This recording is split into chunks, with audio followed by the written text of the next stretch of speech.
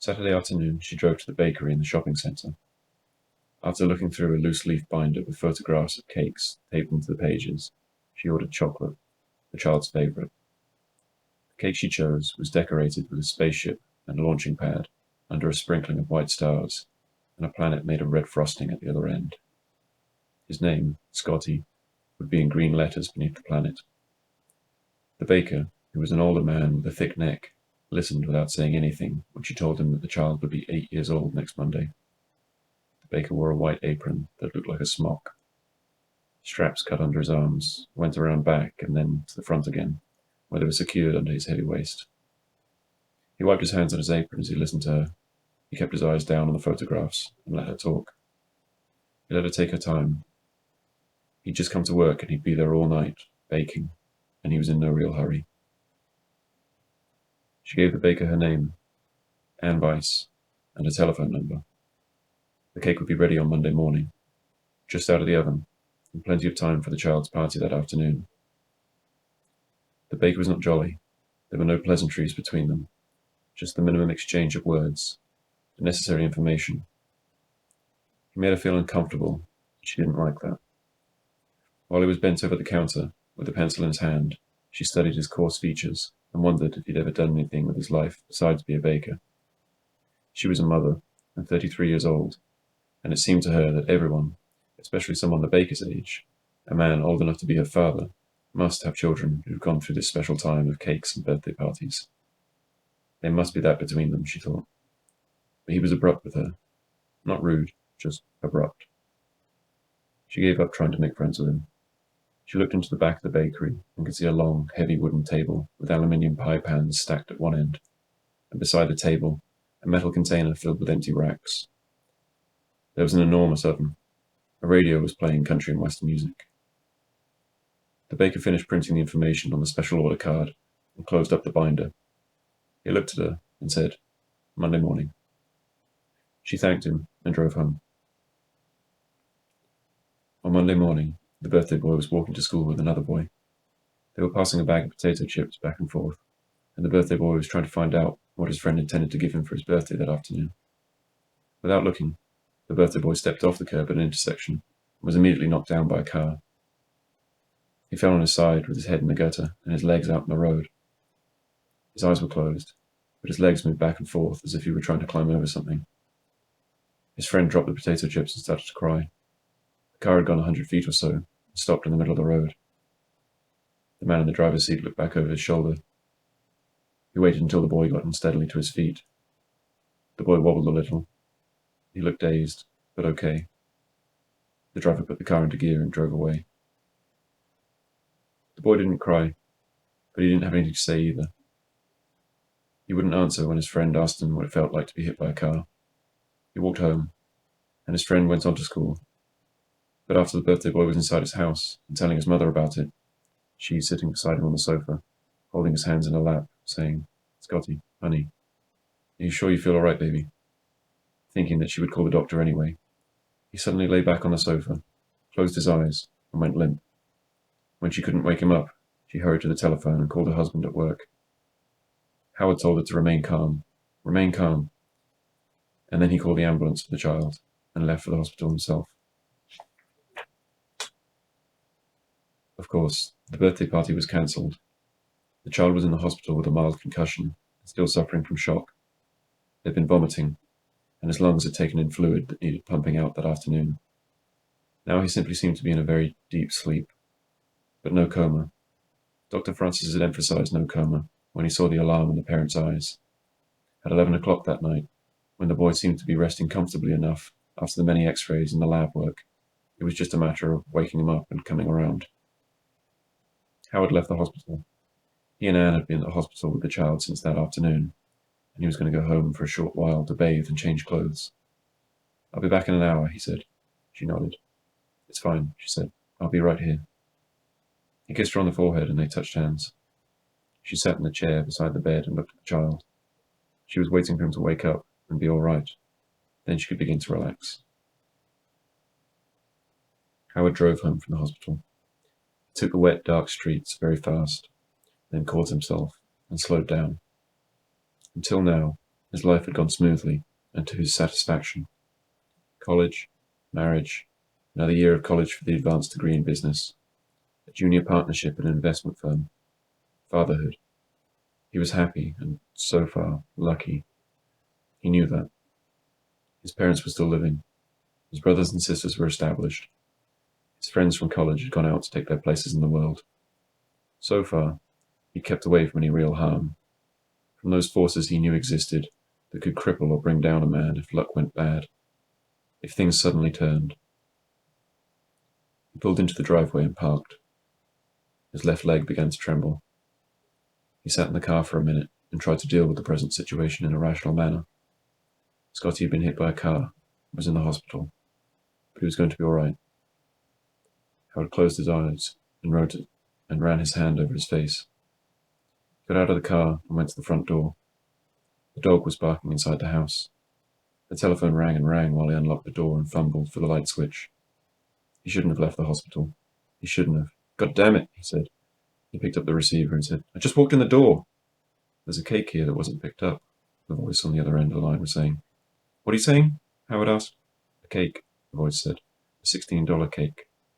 Howard held the receiver against his ear, trying to understand. I don't know anything about a cake, he said. Jesus, what are you talking about? Don't hand me that, the voice said. Howard hung up the telephone. He went into the kitchen and poured himself some whiskey. He called the hospital, but the child's condition remained the same. He was still sleeping, and nothing had changed there. While water poured into the tub, Howard lathered his face and shaved. He just stretched out again in the tub and closed his eyes when the telephone rang again. He hauled himself out, grabbed a towel, and hurried through the house saying, Stupid, stupid, for having left the hospital. But he picked up the receiver and shouted, Hello? There was no sound on the other end of the line. Then the caller hung up. He arrived back in the hospital a little after midnight. Anne still sat in the chair beside the bed. She looked up at Howard, and she looked back at the child. The child's eyes were staying closed, and the head was still wrapped in bandages. His breathing was quiet and regular. From an apparatus above the bed hung a bottle of glucose, with a tube running from the bottle to the boy's arm. How is he? Howard said. What's all this? Waving at the glucose and the tube. Dr. Francis's orders, she said. He needs nourishment. He needs to keep up his strength. Why doesn't he wake up, Howard? I don't understand. If he's all right. Howard put his hand against the back of her head. He ran his fingers through her hair. He's going to be all right. He'll wake up in a little while. Dr. Francis knows what's what. After a while, he said, Maybe you should go home and get some rest. I'll stay here. Just don't put up with this creep who keeps calling. Hangs up right away. Who's calling? She asked. I don't know. Just someone with nothing better to do than to call people up. You go on now. She shook her head. No, she said. I'm fine. Really, he said. Go home for a while, and then come back and spell me in the morning. It'll be all right. What did Dr. Francis say? He said Scotty's going to be all right. We don't have to worry. He's just sleeping now, that's all. A nurse pushed the door open. She nodded at them as she went to the bedside. She took the left arm out from under the covers and put her fingers to the wrist, found the pulse, and then consulted her watch. In a little while, she put the arm back under the covers and moved to the foot of the bed, where she wrote something on a clipboard attached to the bed. How is he? Anne said. Howard's hand was a weight on her shoulder. She was aware of the pressure from his fingers. He's stable, the nurse said. And then she said, Doctor will be in again shortly. Doctor's back in hospital. He's making the rounds right now. I was saying maybe she'd want to go home and get a little rest, Howard said. After the doctor comes, he said. She should do that, the nurse said. I think you should both feel free to do that, if you wish. The nurse was a big Scandinavian woman with blonde hair and a trace of an accent in her speech. We'll see what the doctor says, Anne said. I want to talk to the doctor. I don't think he should be sleeping like this. I don't think it's a good sign. She brought her hand up to her eyes and then let her head come forward a little. Howard's grip tightened on her shoulder, and then his hand moved up to her neck, where his fingers began to knead the muscles there. Dr. Francis will be here in a few minutes, the nurse said, and then she left the room. Howard gazed at his son for a time, the small chest quietly rising and falling under the covers. For the first time since the terrible minutes after Anne's telephone call to him in his office, he felt a genuine fear starting in his limbs. He began shaking his head. Scotty was fine, but instead of sleeping in his home, in his own bed, he was in a hospital bed with bandages around his head and a tube in his arm. But this help was what he needed right now. Dr. Francis came in and shook hands with Howard, though they'd just seen each other a few hours before. Anne got up from the chair. "Doctor?" "Anne," he said, and nodded. "Let's just first see how he's doing," the doctor said. He moved to the side of the bed and took the boy's pulse.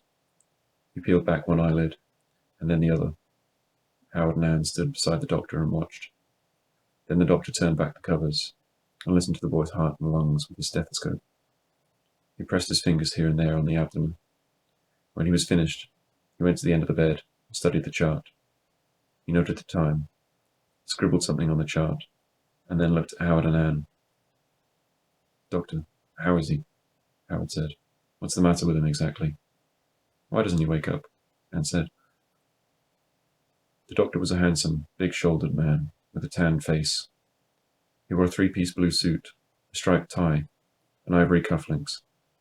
His grey hair was combed along the sides of his head, and he looked as if he'd just come in from a concert. "He'll be all right," the doctor said. "Nothing to shout about. It could be better, I think. But he's all right. Still, I wish he'd wake up. He should wake up pretty soon." The doctor looked at the boy again. "We'll know some more in a couple of hours, after the results of a few more tests are in.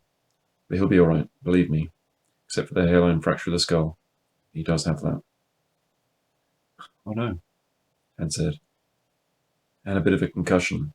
As I said before, of course, you know he's in shock," the doctor said. "Sometimes you see this in shock cases. With sleeping." "But he's out of any real danger," Howard said. "You said he's not in a coma. You said you wouldn't call this a coma then, would you, doctor?" Howard waited. He looked at the doctor. "No, I wouldn't want to call it a coma," the doctor said, and glanced over at the boy once more. "He's just in a very deep sleep. It's a restorative measure. The body's taking its own. He's out of any real danger. I'd say that for certain. Yes. But we'll know more when he wakes up and the other tests are in," the doctor said. "It's a coma," Anne said. "Of sorts." "It's not a coma yet. Not exactly," the doctor said. "I wouldn't want to call it a coma. Not yet, anyway. He's suffered shock. In shock cases, this kind of reaction is common enough. It's a temporary reaction to bodily trauma. Coma. Well, coma is a deep, prolonged unconsciousness. Something that could go on for days, or weeks even. Scotty's not in that area. Not as far as we can tell. I'm certain his condition will show improvements by morning. I'm betting that it will. We'll all know more when he wakes up, which shouldn't be long now. Of course, you may do as you like. Stay here or go home for a time. But by all means, feel free to leave the hospital for a while if you want.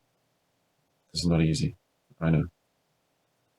The doctor gazed at the boy again, watching him, and then he turned to Anne and said, "Just try not to worry. Believe me, we're doing all that can be done. It's just a question of a little more time now." He nodded at her, shook hands with Howard again, and then left the room. Anne put her hand on the child's forehead. "At least he doesn't have a fever," she said. And then she said, "My God, he feels so cold though. How is he supposed to feel like this? Feel his head." Howard touched the child's temples. His own breathing had slowed. "I think he's supposed to feel this way right now," he said. "He's in shock, remember? That's what the doctor said. The doctor was just in here. He would have said something if Scotty wasn't okay." Anne stood there a while longer, working her lip with her teeth, and then she moved over to her chair and sat down. Howard sat in the chair next to her chair. They looked at each other. He wanted to say something else and reassure her, but he was afraid, too. He took her hand and put it in his lap. This made him feel better, her hand being there. He picked up her hand and squeezed it. Then he just held her hand. They sat like that for a while, watching the boy and not talking. From time to time, he squeezed her hand. Finally, she took her hand away. "I've been praying," she said. He nodded. She said, "I almost thought I'd forgotten how, but it came back to me. All I had to do was close my eyes and say, 'Please, God, help us. Help Scotty.' And then the rest was easy. The words were right there. Maybe if you prayed too?" She said to him. "I've already prayed," he said. "I prayed this afternoon. Yesterday afternoon. After you called. While I was driving to the hospital. I've been praying," he said. "That's good," she said. For the first time, she felt that they were together in it, the struggle. She realized with the start that, until now, it had only been happening to her and to Scotty. She hadn't let Howard into it. Though he was there and needed all along, she felt glad to be his wife. The same nurse came in and took the boy's pulse again, and checked the flow from the bottle hanging above the bed. In an hour, another doctor came in. He said his name was Parsons, from radiology. He had a bushy mustache. He was wearing loafers, a western shirt, and a pair of jeans. "We're going to take him downstairs for more pictures," he told them. "We need to do some more pictures, and we want to do a scan." "What's that?" Anne said. "A scan?" She stood between this new doctor and the bed. "I thought you'd already taken all your x-rays." "I'm afraid we need some more," he said. "Nothing to be alarmed about. We just need some more pictures.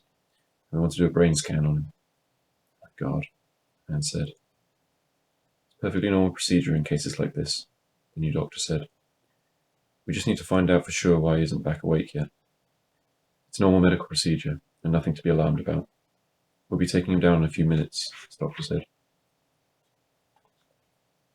In a little while, 2 orderlies came into the room with a gurney. They were black-haired, dark-complexioned men in white uniforms. They said a few words to each other in a foreign tongue as they unhooked the boy from the tube and moved him from the bed to the gurney. Then they wheeled him to the other room. Howard and Anne got in the same elevator. Anne gazed at the child. She closed her eyes as the elevator began its descent. The orderlies stood at either end of the gurney without saying anything, though once one of the men made a comment to the other in their own language, and the other man nodded slowly in response. Later that morning, just as the sun was beginning to lighten the windows in the waiting room outside the X-ray department, they brought the boy out and moved him back up to his room. Howard and Anne rode up in the elevator with him once more, and once more they took their places beside the bed. They waited all day, but the boy did not wake up. Occasionally, one of them would leave the room to go downstairs to the cafeteria, to drink coffee, and then, as if suddenly remembering and feeling guilty, gets up from the table and hurry back to the room. Dr. Francis came again that afternoon and examined the boy once more, and then left after telling them that he was coming along and would wake up any minute now. Nurses, different nurses from the night before, came in from time to time.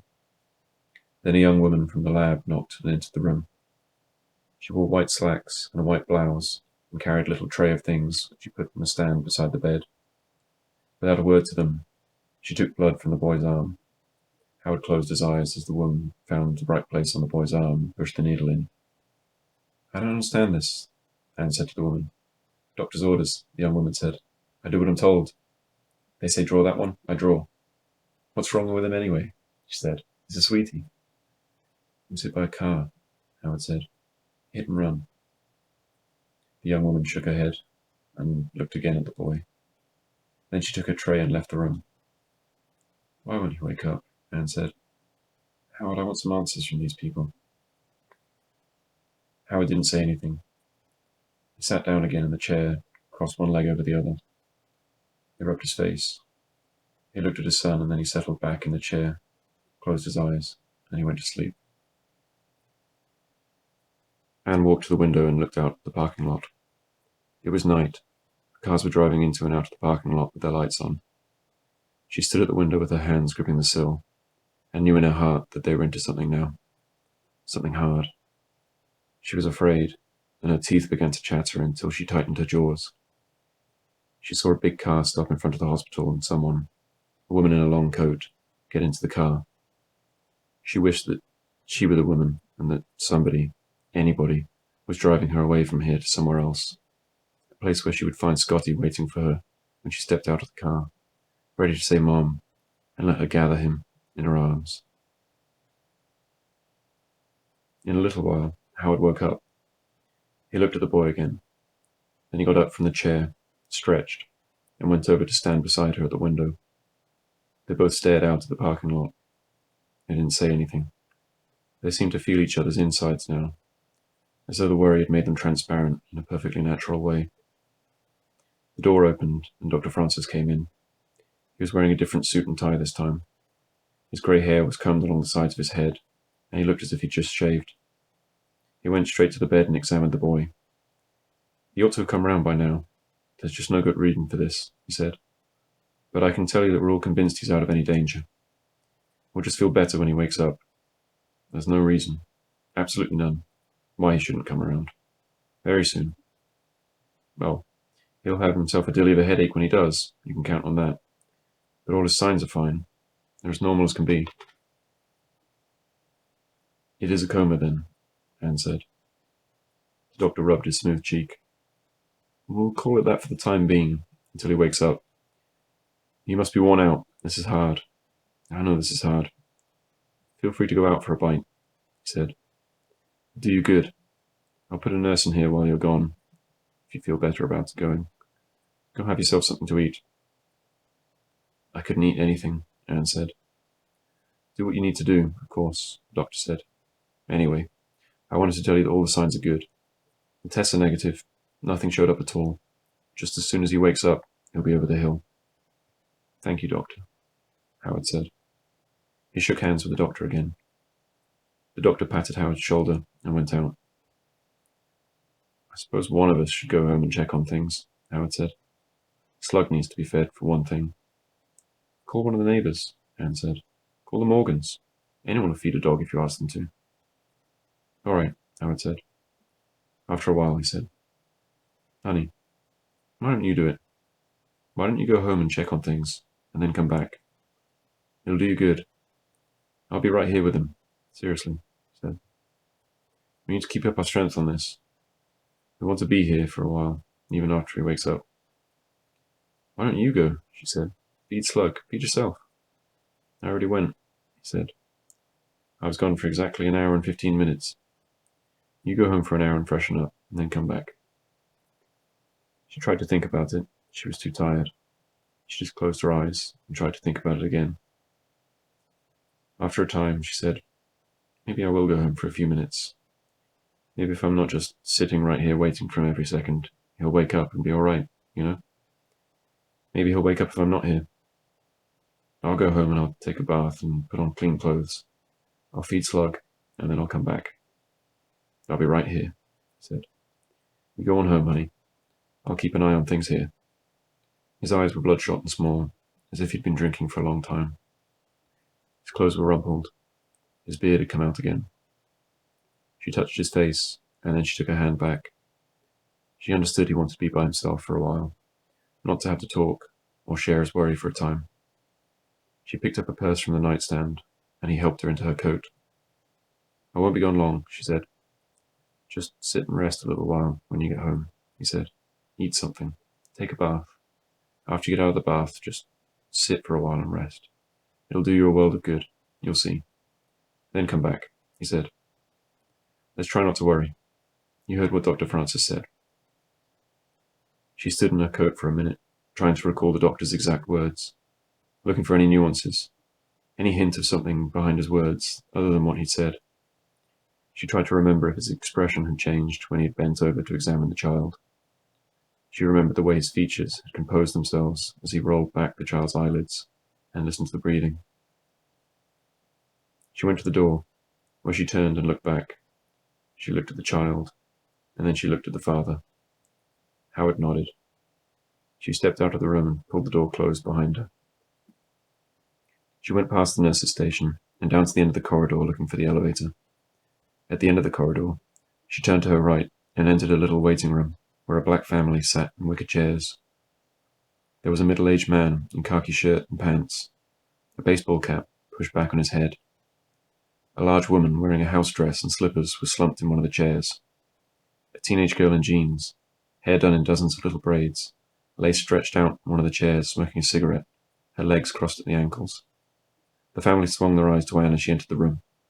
The little table was littered with hamburger wrappers and styrofoam cups. "Franklin," the woman said as she roused herself. "Is it about Franklin?" Her eyes widened. "Tell me now, lady," the woman said. "Is it about Franklin?" She was trying to rise from her chair, but the man had closed his hand over her arm. Here, he said. "Evelyn." "I'm sorry," Anne said. "I'm looking for the elevator. My son is in the hospital. I can't find the elevator."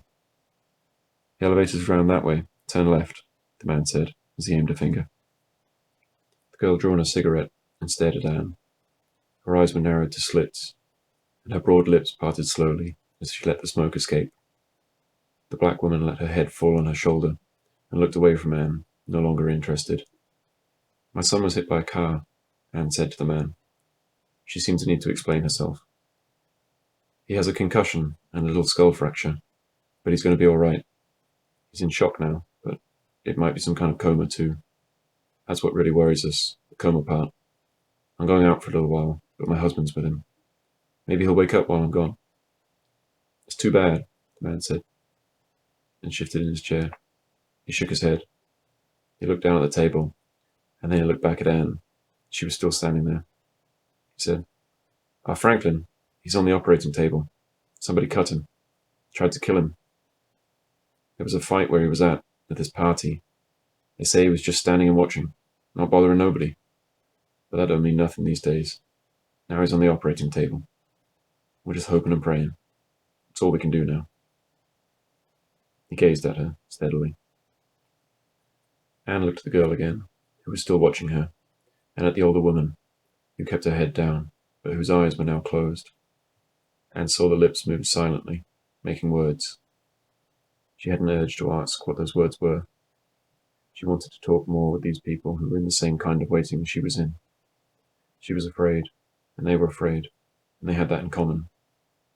She would have liked to have said something about the accident, told them more about Scotty, that it happened on the day of his birthday, Monday, and that he was still unconscious. And she didn't know where to begin. She stood looking at them, without saying anything more. She went down to the corridor, where the man had indicated, and found the elevator. She waited a minute in front of the closed doors, still wondering if she was doing the right thing. She put out a finger and touched the button. She pulled into the driveway and cut the engine. She closed her eyes and leaned her head against the wheel for a minute.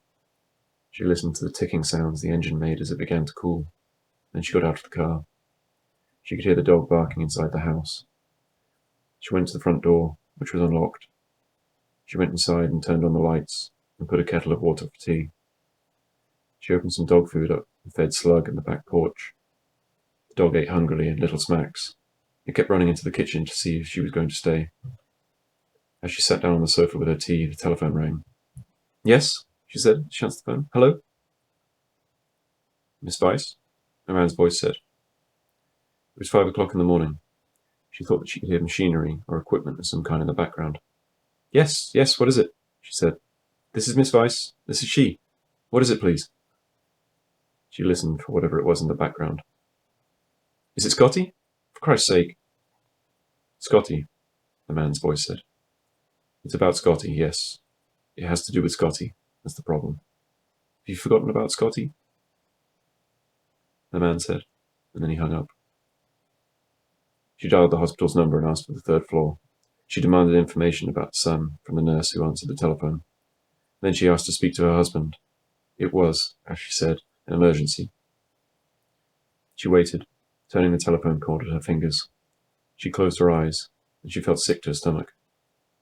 She would have to make herself eat. Slug came in from the back porch and lay down near her feet. He wagged his tail. She pulled at his ear while he licked her fingers. Howard was on the line. "Somebody just called here," she said.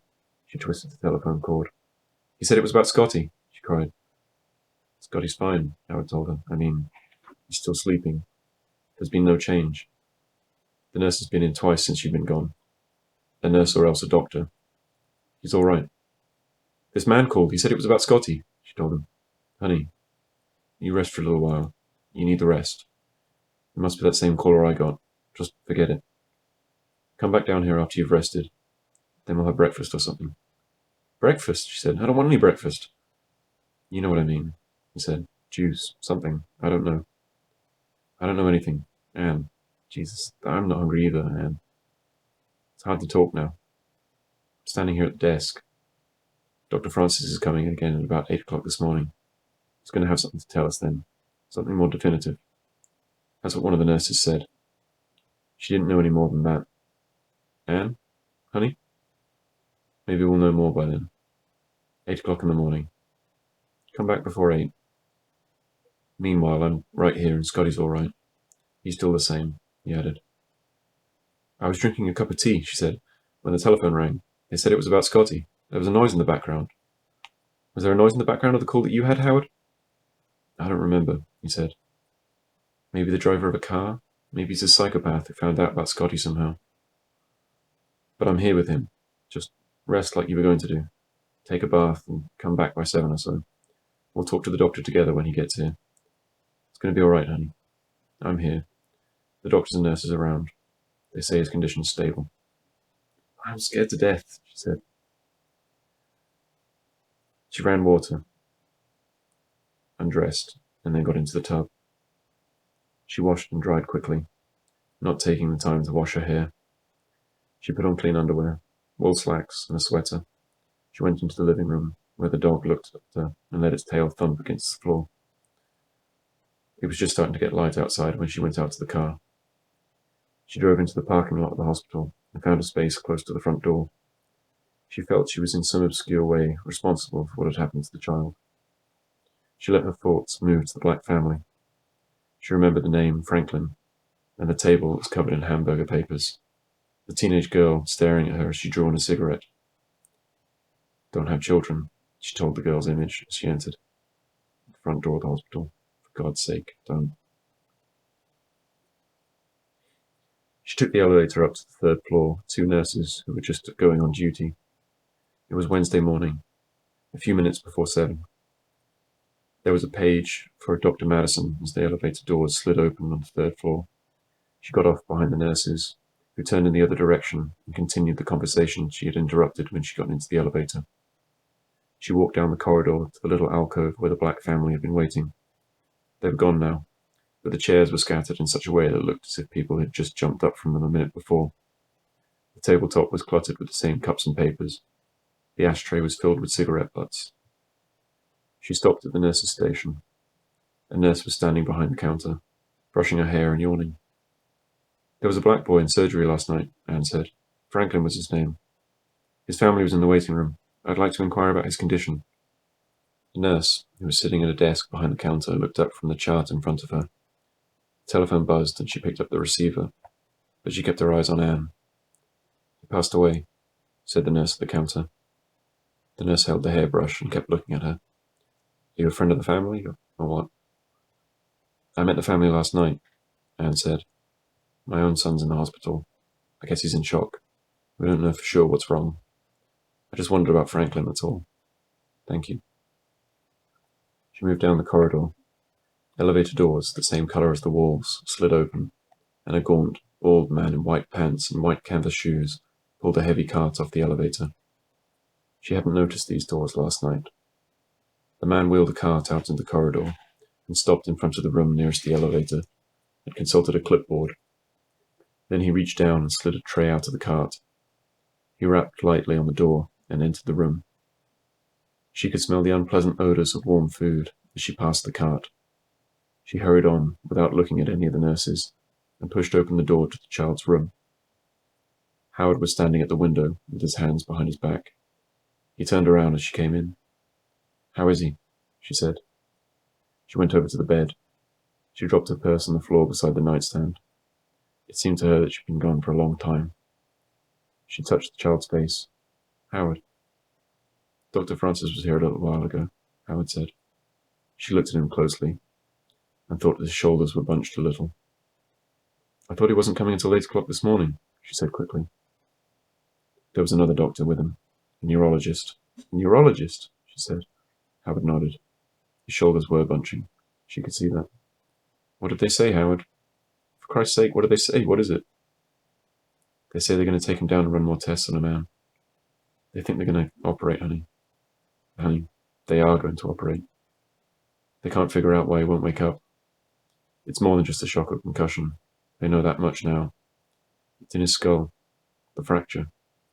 It has something to do with that, they think. So they're going to operate. I tried to call you, but I guess you'd already left the house. Oh, God, she said. Oh, please, Howard, please, she said, taking his arms. Look, Howard said. Scotty, look, Anne. He turned her toward the boy. The boy had opened his eyes, and then closed them. He opened them again now. The eyes stared straight ahead for a minute, then moved slowly in his head until they rested on Howard and Anne. Then they travelled away again. Scotty, his mother said, moving to the bed. Hey, Scott, his father said. Hey, son. They leaned over the bed. Howard took the child's hand in his hands and began to pat and squeeze the hand. Anne bent over the boy and kissed his forehead again and again. She put her hands on either side of his face. Scotty, honey, it's Mummy and Daddy, she said. Scotty? The boy looked at them, but without any sign of recognition. Then his mouth opened, his eyes scrunched closed, and he howled until he had no more air left in his lungs. His face seemed to relax and soften then. His lips parted as his last breath was puffed through his throat and exhaled gently through the clenched teeth. The doctors called it a hidden occlusion. Said it was a 1 in a million circumstance. Maybe if it could have been detected somehow, and surgery undertaken immediately, they could have saved him, but more than likely not. In any case, what would they have been looking for? Nothing had shown up in tests or in the x-rays. Dr. Francis was shaken. I can't tell you how badly I feel. I'm so very sorry, I can't tell you, he said as he led them to the doctor's lounge. There was a doctor sitting in the chair with his legs hooked over the back of another chair, watching an early morning TV show. He was wearing a green delivery room outfit, loose green pants and a green blouse, and a green cap that covered his hair. He looked at Howard and Anne and then looked at Dr. Francis. He got to his feet and turned off the set and went out of the room. Dr. Francis guided Anne to the sofa, sat down beside her, and began to talk in a low, consoling voice. At one point, he leaned over and embraced her. She could feel his chest rising and falling evenly against her shoulder. She kept her eyes open and let him hold her. Howard went into the bathroom, but he left the door open. After a violent fit of weeping, he ran water and washed his face. Then he came out and sat down at the little table that had a telephone. He looked at the telephone as though deciding what to do first. He made some calls. After a time, Dr. Francis used the telephone. Is there anything else I can do at the moment? He asked them. Howard shook his head. Anne stared at Dr. Francis as if unable to comprehend his words. The doctor walked them to the hospital's front door. People were entering and leaving the hospital. It was 11 o'clock in the morning. Anne was aware of how slowly, almost reluctantly, she moved her feet. It seemed to her that Dr. Francis was making them leave, when they felt that they should stay, when it would be more the right thing to do to stay. She gazed out into the parking lot and turned around and looked back at the front of the hospital. She began shaking her head. No, no, she said. I can't leave him here, no. She heard herself say that and thought how unfair it was that the only words that came to her were the sort of words used in TV shows, where people were stunned by violent or sudden deaths. She wanted her words to be her own. No, she said. And for some reason, the memory of the black woman's head lolling on the woman's shoulder came to her. No, she said again. I'll be talking to you later in the day, the doctor was saying to Howard. There are still some things that have to be done, things that have to be cleared up for our satisfaction, some things that need explaining. An autopsy, Howard said. Dr. Francis nodded. I understand, Howard said. Then he said, oh, Jesus. No, I don't understand, Doctor. I can't. I just can't. Dr. Francis put his arm around Howard's shoulders. I'm sorry. God, I am sorry. He let go of Howard's shoulders and held out his hand. Howard looked at the hand and then he took it. Dr. Francis put his arms around Anne once more. He seemed full of some goodness that she didn't understand. She let her head rest on his shoulder, but her eyes stayed open. She kept looking back at the hospital. As they drove out of the parking lot, she looked back at the hospital. At home, she sat on the sofa with her hands in her coat pockets. Howard closed the door to the child's room. He got the coffee maker going, and then he found an empty box. He had thought to pick up some of the child's things that were scattered around the living room, but instead he sat down beside her on the sofa, pushed the box to one side, and leaned forward, arms between his knees. He began to weep. She pulled his head over her lap and patted his shoulder. "He's gone," she said. She kept patting his shoulder. Over his sobs, she could hear the coffee maker hissing in the kitchen. There, she said tenderly. "Howard, he's gone. He's gone, and now we have to get used to that. To being alone." In a little while, Howard got up and began moving aimlessly around the room with the box, not putting anything into it, but collecting some things together on the floor at one end of the sofa. She continued to sit with her hands in her coat pockets. Howard put the box down and brought the coffee into the living room. Later, Anne made calls to relatives. After each call had been placed and the party had answered, Anne would blurt out a few words and cry for a minute. She would explain quietly, in a measured voice, what had happened, tell them about the arrangements. Howard took the box out to the garage, where he saw a child's bicycle. He dropped the box and sat down on the pavement beside the bicycle. He took hold of the bicycle awkwardly, so that it leaned against his chest. He held it, the rubber pedal sticking into his chest. He gave the wheel a turn. Anne hung up the telephone after talking to her sister. She was looking up another number when the telephone rang. She picked it up on the first ring. "Hello?" she said. She heard something in the background, a humming noise. "Hello?" she said. "For God's sake," she said. "Who is this? What do you want?" "You're Scotty. I've got him ready for you," the man's voice said. "Did you forget him?" "You evil bastard," she screamed down the receiver. "How can you do this, you evil son of a bitch?" "Scotty," the man said. "Have you forgotten about Scotty?" Then the man hung up on her. Howard heard the shouting and came in to find her with her head in her arms over the table, weeping. He picked up the receiver and listened to the dial tone. Much later, just before midnight, after they'd dealt with many things, the telephone rang again. "You answer it," she said. "Howard, it's him, I know." They were sitting at the kitchen table with a coffee in front of them. Howard had a small glass of whiskey beside his cup. He answered on the third ring. "Hello?" he said. "Who is this? Hello? Hello?" The line went dead. He hung up, Howard said. "Whoever it is." "It was him," she said. "That bastard. I'd like to kill him," she said. "I'd like to shoot him and watch him kick," she said. "Anne, my God," he said. "Could you hear anything?" she said. "In the background, a noise, machinery, something humming." "Nothing, really. Nothing like that," he said. "There wasn't much time. I think there was some radio music." "Yeah, there was some radio going, that's all I could tell." "I don't know what in God's name's going on," he said. She shook her head. If I could get my hands on him." It came to her then. She knew who it was. Scotty, the cake, the telephone number. She pushed the chair away from the table and got up. "Drive me down to the shopping centre," she said. "Howard." "What are you saying?" "The shopping centre. I know who's calling. I know who it is. It's that baker. Son of a bitching baker. Howard. I had him bake a cake for Scotty's birthday. That's who's calling. That's who has the number and keeps calling us, to harass us about the cake. The baker. The bastard." They drove down to the shopping centre. The sky was clear and the stars were out. It was cold. They ran the heater in the car. They parked in front of the bakery. All the shops and stores were closed, but there were cars at the far end of the lot, in front of the movie theatre. The bakery windows were dark, but when they looked through the glass they could see the light in the back room.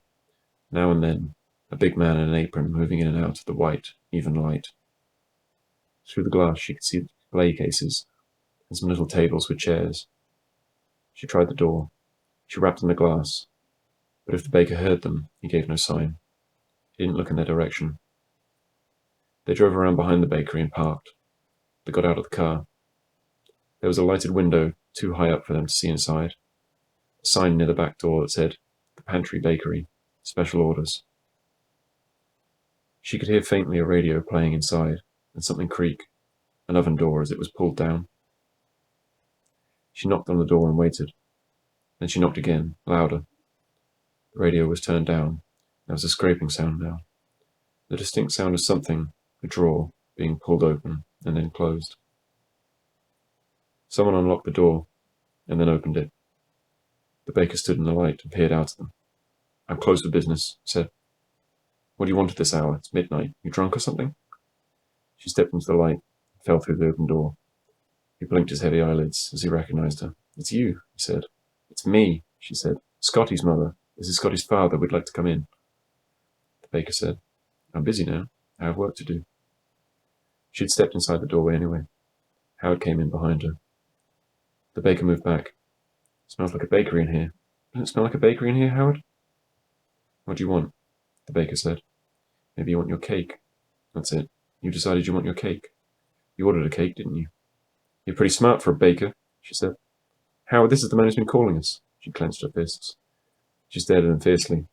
There was a deep burning inside her, an anger that made her feel larger than herself, larger than either of these men. "Just a minute here," the baker said. "You want to pick up your 3-day-old cake? That's it. I don't want to argue with you, lady. There it sits over there, getting stale. I'll give it to you for half of what I quoted you. No? You want it? You can have it. It's no good to me. No good to anyone now. It cost me time and money to make that cake. If you want it, okay. If you don't, it's okay too. I have to get back to work." He looked at them and rolled his tongue behind his teeth. "More cakes," she said. She knew she was in control of it, of what was increasing in her. She was calm. "Lady, I work 16 hours a day in this place to earn a living," the baker said. He wiped his hands on his apron. "I work night and day in here, trying to make ends meet." A look crossed Anne's face that made the baker move back and say, "No trouble now." He reached to the counter and picked up a rolling pin with his right hand and began to tap it against the palm of his other hand. "You want the cake or not?" "I have to get back to work. Bakers work at night," he said again. His eyes were small, mean-looking, she thought, nearly lost in the bristly flesh around his cheek. His neck was thick and fat. "I know bakers work at night," Anne said. "They make phone calls at night too, you bastard," she said. The baker continued to tap the rolling pin against his hand. He glanced at Howard. "Careful, careful," he said to Howard. "My son's dead," she said, with a cold, even finality. "He was hit by a car Monday morning. We've been waiting with him until he died. But, of course, you wouldn't be expected to know that, would you? Bakers can't know everything, can they, Mr. Baker? But he's dead. He's dead, you bastard." Just as suddenly as it had welled in her, the anger dwindled and gave way to something else, a dizzy feeling of nausea. She leaned towards the wooden table that was sprinkled with flour, put her hands over her face, and began to cry, her shoulders rocking back and forth. "It isn't fair," she said. "It isn't fair." Howard put his hand in the small of her back and looked at the baker. "Shame on you," Howard said. "Shame." The baker put the rolling pin back on the counter. He undid his apron and threw it on the counter. He looked at them, and then he shook his head slowly. He pulled a chair out from under the card table that held the papers and receipts, the adding machine, the telephone directory. "Please sit down," he said. "Let me get you a chair," he said to Howard. "Sit down now, please." The baker went to the front of the shop and returned with 2 little wrought-iron chairs. "Sit down, you people." Anne wiped her tears and looked at the baker. "I wanted to kill you," she said. "I wanted you dead." The baker had cleared space for them at the table. He shoved the adding machine to one side, along with the stacks of notepaper and receipts. He pushed the telephone directory onto the floor, where it landed with a thud. Howard and Anne sat down and pulled their chairs to the table. The baker sat down too. "Let me say how sorry I am," the baker said, putting his elbows on the table. "God alone knows I'm sorry. Listen to me. I'm just a baker. I don't claim to be anything else. Maybe once, years ago, I was a different kind of human being. I've forgotten. I don't know for sure, but I'm not any longer, if I ever was. Now I'm just a baker. Don't excuse doing what I did, I know, but I'm deeply sorry. I'm sorry for your son. I'm sorry for my part in this, the baker said. He spread his hands out on the table and turned them over to reveal his palms. I don't have any children myself, so I can only imagine what you must be feeling. All I can say to you now is that I'm sorry. Forgive me, if you can, the baker said. I'm not an evil man. I don't think. Not evil, like you said on the phone. You got to understand, what it comes down to is that I don't know how to act anymore. It would seem. Please, the man said. Let me ask you if you can find it in your hearts to forgive me. It was warm inside the bakery. Howard stood up from the table and took off his coat. He helped Anne from her coat. The baker looked at them for a minute and nodded and got up from the table. He went to the oven and turned off some switches. He found cups and poured coffee from an electric coffee maker. He put a carton of cream on the table and a bowl of sugar. You probably need to eat something, the baker said. I hope you'll eat some of my hot rolls. You have to eat and keep going. Eating is a small and good thing at a time like this, he said. He served them warm cinnamon rolls just out of the oven, the icing still running. He put butter on the table and knives to spread the butter. And then the baker sat down at the table with them. He waited until they each took a roll from the platter and began to eat.